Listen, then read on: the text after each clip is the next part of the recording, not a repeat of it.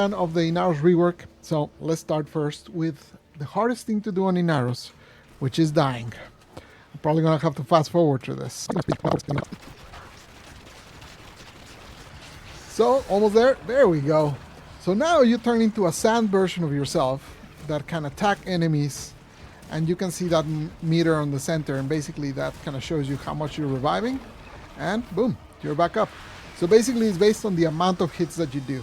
Every time you die though, that the amount of hits it takes to revive grows more. So basically if you die a lot, it's gonna get harder and harder to come back. But if you don't die for a while, the number starts going back down, so you basically can't recover. And his first ability works mostly the same, so you still do the sandstorm, and then that opens enemies for finishers, and those finishers with your passive heals you, so you heal back. And that's pretty much how it's always worked. The main thing that changed for this ability is more not on Inaros himself, but around Inaros, which is basically that we're making those finishers available to more enemies and making it so it's more consistent. Because right now there's a lot of enemies that you can try to do those finishers and they don't work. So in the patch they'll start working, and that doesn't only benefit Inaros, but it benefits Ash and anyone else that can open enemies for finishers. For his 2 and 3, we kind of combine them, so now it has the mechanics of 3, so it's basically the whirlwind, but you can cast it much faster.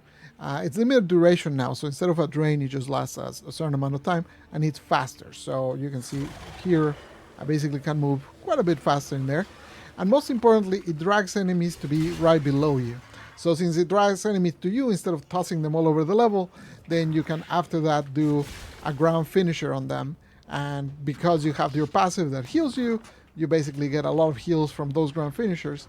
And also, some of the benefits from the old second ability are now part of the third. So you can see when I cast this, I'm actually invulnerable, and I'm healing for every enemy that's within the range of my whirlwind. I am healing a little bit. So if there's a bunch of enemies, you just go in, whirlwind them together, and that heals you, and then they drop at your feet, and you start doing ground finishers on them.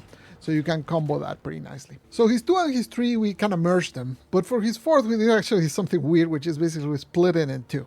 So now you have the armor part as his 3, and you can see it here. So basically when you tap, you charge, and then you can see in the lower right, you get a little meter for the armor. You can move now while you cast it instead of being static like it was before, so that helps a lot. And the benefits from the augment, which protect you from status, are now embedded into the ability. So basically, whenever you take a status, instead of actually suffering the status, you get protected. Let me see if I can find. Yeah, so for example, these ones would give me corrosive. If I stand on it, you can see my armor went down, but I did not get the corrosive. And it gives you protection for a certain duration, so it doesn't get consumed super fast. So that's basically the 3. Now, the augment, which used to give you the status protection, now it gives you death protection, which it's a little bit of a twist that we made there. Essentially, it's a shorter cooldown than any of the other death protection augments we've done before. But after the invulnerability from the protection ends, you actually get hit with a slash proc. And that slash proc can kill you if you don't heal fast. So it synergizes really well with his finishers or his 2. Obviously his 2 makes you invulnerable, so you don't take damage from the slash, and also you can heal by getting close to enemies. So basically it's a death protection that then you have to actually do something about it, because if you don't do something about it, the slash will kill you. So that's his 3. And his 4th gets the swarm part of the previous 4, but quite amplified. So let me show you. So when I cast the 4, you can see they get swarmed, and then that swarm can spread around. Essentially it CCs them, and any enemy killed during that swarm will actually create a sandcat.